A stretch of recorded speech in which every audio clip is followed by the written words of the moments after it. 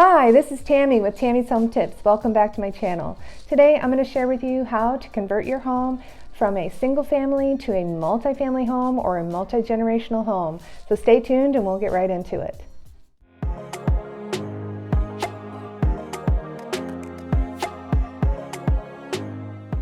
So today I'm going to share with you what we've done back here to accommodate my in-laws that moved in about a year ago. And I did do a part one to this on how to convert your dining room area into a office or multi-function room. In our case, it is an office and a sitting TV room. So be sure to check out that video. But today I'm going to show you what we did back here to make it more functional, as far as they have a little kitchenette. They also have a sink and laundry area that they can work out of. And there's so many more little things that we've put into this to try to make it a success, so that they have privacy and we have privacy and everybody has their own space. And really that is the key to making it a success for living in a multi-generational or multi-family home. So be sure to check this out and I'll walk you through it. So one of the first things that we did was to install a barn door, as it really provides a lot more privacy for both of us, and it kind of designates their part of the house and our part of the house. If you would like to check out my video on how to install a barn door, be sure to check that out in my videos on my channel. As we walk into the hallway, you'll see that there's the door directly in front of us. It actually is the bathroom, and then the door right next to it is the bedroom.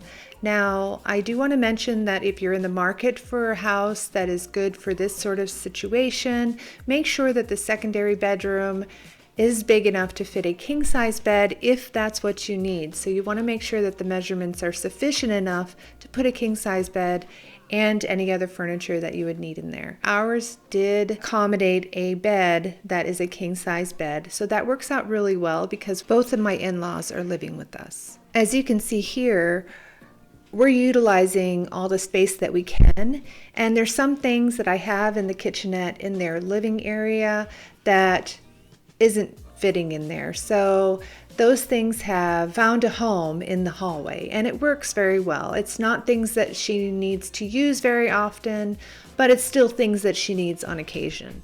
So we do some reconfiguring in the laundry room area. Now, obviously it's a small area. It's not like larger homes that have a really big utility area for their washer dryer. This is what we had to work with. So it was basically, we had side-by-side washer dryer, but we realized that we could put a stackable washer dryer and then install a utility sink. And this would allow my mother-in-law to have her own space to have a kitchen sink. But it would still be functional if we moved and somebody else was looking at our house, and they wouldn't feel like these improvements add value to the house. So that was something that we wanted to consider for future resale purposes. Now, this was the more permanent change that we made, but the other ones you'll see are more temporary and easily converted.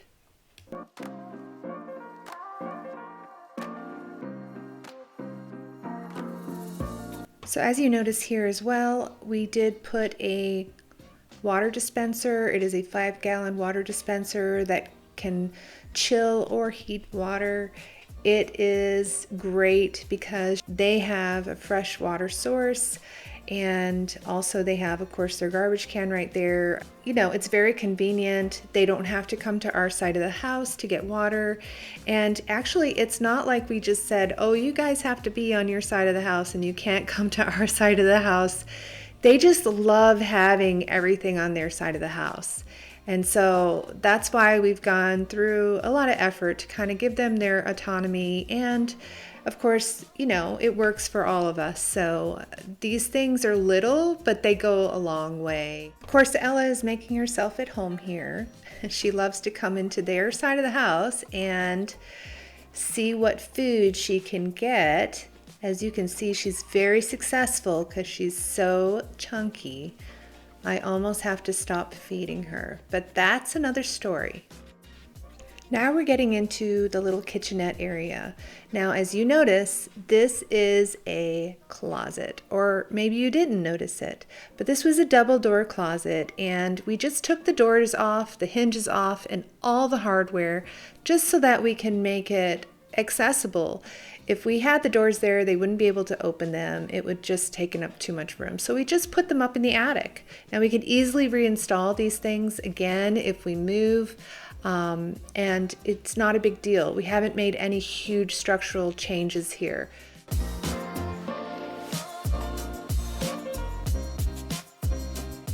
The closet it actually had some of this shelving here already. We just removed some portions of it that were used for hanging things, and we were able to get a small refrigerator in here and a little work area cabinet for my mother-in-law to do whatever she needs to do for kitchen prep, for making sandwiches, for whatever she wanted to do.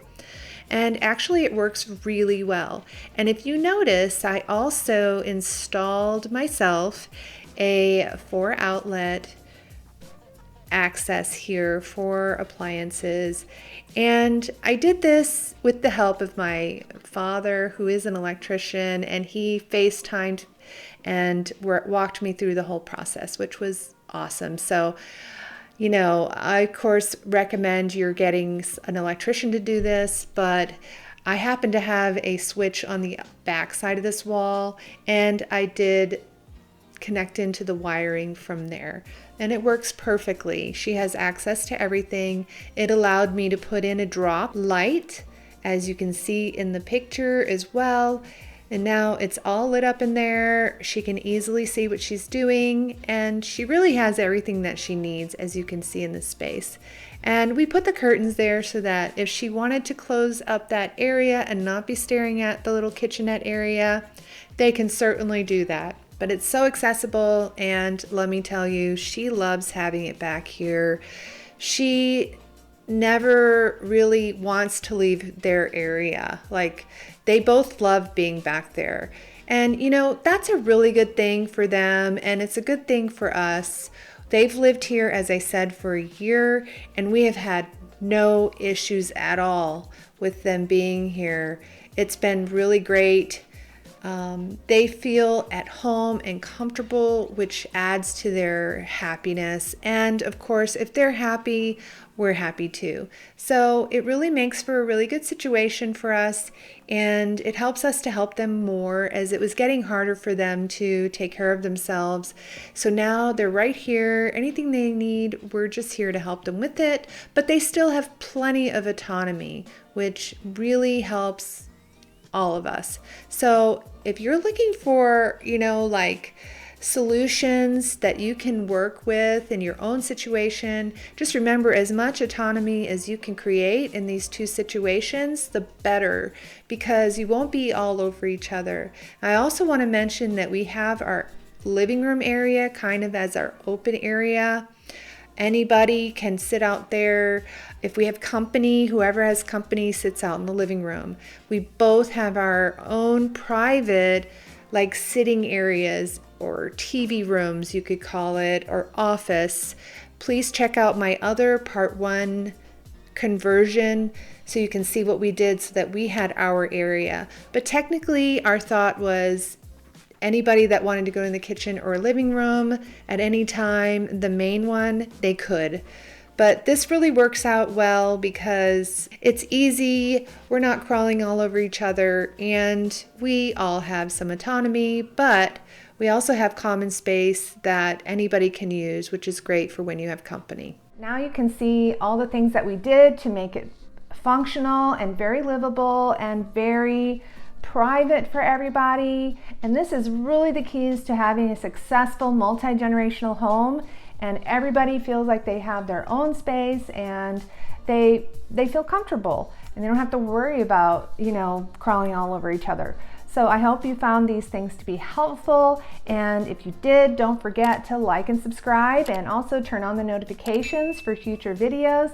And in addition, if you have some comments that you would like to share, or maybe some ideas that you've done with your home, on how you've made it a success, conversions that you might have done to make multifamily or multi-generation living a success, be sure to drop them in the comments below.